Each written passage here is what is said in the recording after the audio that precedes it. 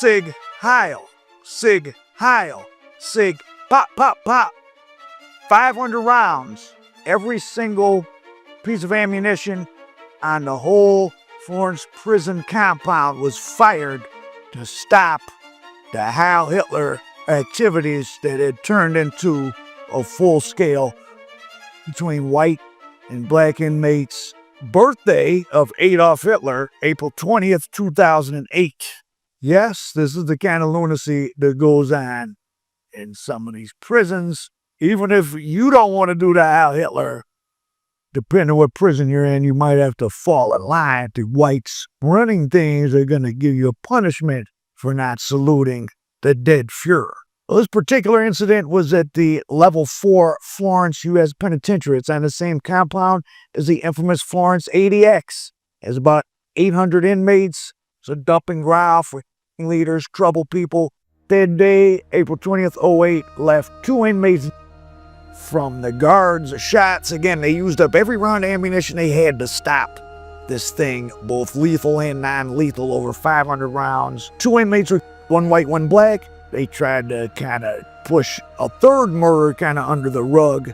He was white and he probably was beaten by white inmates for not fighting or something in the riot. That's my understanding. Riot erupted just after noon that Sunday when the white supremacists started yelling racial slurs at the African Americans. A fight ensued, and the 2 guys that got shot. White guy was named Brian Scott Kubik. The black guy was Philip Lee Hooker. Kubik was 40. He was serving 15 years for being a felon in possession of a firearm. Caught with a gun. Now, I'm sure he had a bad criminal history if they slammed him like that, but think about that. Like, you're out of prison. Oh, I'm going to keep a gun with me. You end up getting 15 years, and you get down by a prison guard in a prison race riot. Wow. On Adolf Hitler's birthday. And the black guy, Philip Lee Hooker, was serving a quarter century, 25 years on a bank robbery. He was out of Milwaukee. So this riot had maybe 200 people. They had huge sharpened sticks. Pretty Braveheart-esque, and that's why the guards laid these 2 guys down. 500 rounds fired, they could have killed more. Supermax is the place that America sends the prisoners it wants to punish the most. A place former warden Robert Hood describes as a clean version of hell.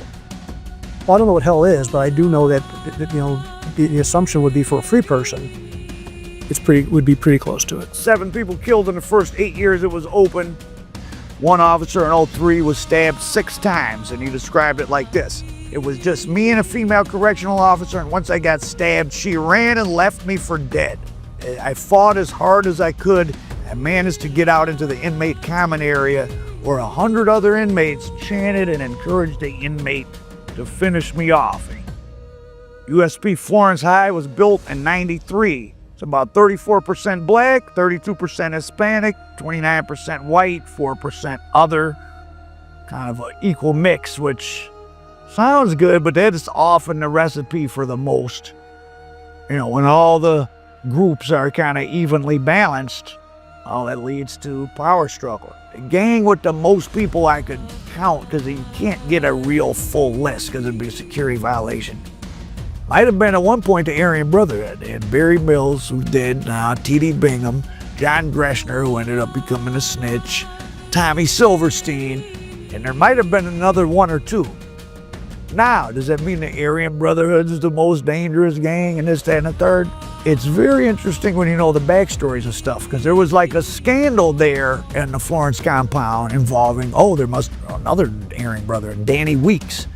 Not sure I think he might have been on the level 4 side. Danny Weeks dropped out, Aryan Brotherhood snitch, but he broke the story, and this wasn't picked up in major media, but I found some articles about it, about H-Wing. H-Wing didn't even officially exist. It was where all these prison gang dropouts, but I think it was pretty much all Aryan Brotherhood, and it's like, he said the inmates who dropped out and told on the Aryan Brotherhood stuff, they were hamming it up to make themselves more valuable, right? If I'm going to be a snitch, well, the worse the person I'm snitching on is, like Sammy the Bull was saying with John Gotti, the worse the person I'm snitching on is, the more valuable I am. So they're in there watching X-rated movies, food brought from the outs, living pretty comfortable. The prison denied it, but then there was some training tapes. They clearly had been made with interviews with these guys in some wing of the prison, so the H-wing thing was probably true. Danny Weeks, not sure what happened to him, but he snitched on the snitches. And not to say the Aryan Brotherhood didn't do a bunch of stuff and dangerous, I'm sure this idea that they have sit alone as some special thing in the prison. They're a group of very violent guys who can get other people to do violence for them sometimes. So are other groups of people. But maybe this set of snitches in H-Wing, who's keystone to the big 2006 RICO against the Aryan Brotherhood, where they tried to give the DEATH penalty to Bingham and Mills and some others, but didn't get it, made the Aryan Brotherhood seem maybe a little more organized and sophisticated. Not that they weren't, but they maybe hammed it up somewhat. So it's a little interesting side note. Remember, people are doing life. These guards don't make that much money, but they're interacting with people that are powerful, crafty. Some inmates are millionaires, right? They were doing stuff in the street. They got power in the street.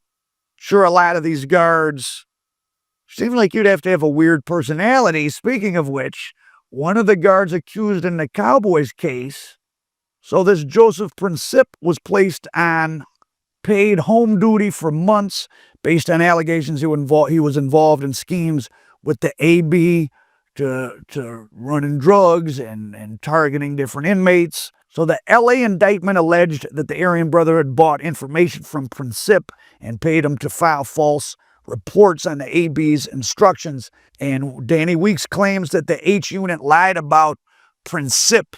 Princip is characterized by former co-workers as a violent speed freak with a God complex.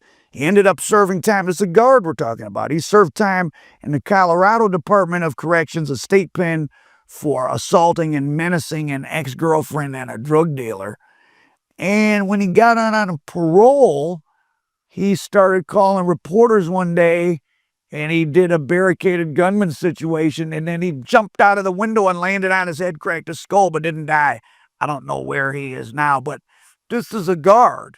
Sounds like a totally insane situation, whatever the truth is. I mean, snitches snitching on snitches and being outed and this and guards. Probably every minute of every day is some sick drama in there. Be glad you're not there. Rare, if poor quality pictures in the files of a court case. The video shot by the staff shows a new inmate, Lawrence Clacker, a member of a prison gang, being brought in through the underground garage. Most prisoners spend up to 23 hours a day in their cells, every minute, every meal. The window in their cell is blocked, so they can't see the mountains. The inmates can watch a 12-inch black and white television or read books to pass the time, and if they behave, they may get limited exercise in a one-man recreation pen. So what's the point of talking about this prison stuff? Well, I think that over the last 20 years, might have crossed this tipping point. There's been so many people locked up for so long. They're starting to form these groups that they can't break. This Aryan Brotherhood idea. There's Aryan Brotherhoods in all these different states, or just spin-off ideas where, violent, tough white guys, we do crime on the street, we stick together in prison. The Black Guerrilla Family still exists in California. It now predominates in Maryland. It's probably other places. Serenos, lots of GDs all over the place running different prisons. These groups are now getting pretty old. The GDs are 60 years old. The Crips are 50 years old. BGF, 67. I mean, it's 65 years old, probably. It's a long time. These are becoming like institutions in the community. These gangs, the Aryan Brotherhood is 65 years old. Things that, either something dies out pretty early or it stays a long time. So I don't think these are going away. Large swaths of the population are, going to prison is no big deal. It's kind of normal. If a convict Messiah ever were to arise and somehow get all of America's, or, substantial portion of people negatively impacted by the criminal justice system all on the same page, it would be bad. It would be very destabilizing for the country. Now, is that something that could possibly happen? Fairly unlikely, but it's possible. I mean, I'd see on the West Coast, that's why they keep you guys at each other's throats with all this race nonsense. You ever notice, you watch these West Coast prison things, they rarely talk about riots against the guards. It's always against other inmates. Some race, someone walked across your handball court. Well, what are you doing to the guards? Well, the West Coast seems like the white and Hispanic inmates are working with the guards to a little more extent than, definitely the black inmates aren't. And then on the East Coast, though, that's why they keep information more locked down out of some states, like in Michigan. Atlantic Palace of the Islamic Rising Sun, they destroyed a whole prison. Their prophet is Nat Turner. They attacked prison administration. It goes on that's what a prison riot is supposed to be, against the guards and administration. Not that I'm promoting any prison riots.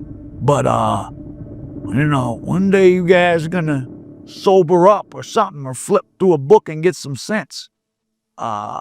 Rioting against other inmates is gonna keep you in there longer, and it makes the guards' jobs easier. Stay out of prison, because you don't want to end up a USP, Florence ADX, or the level 4 Out Profit America dope.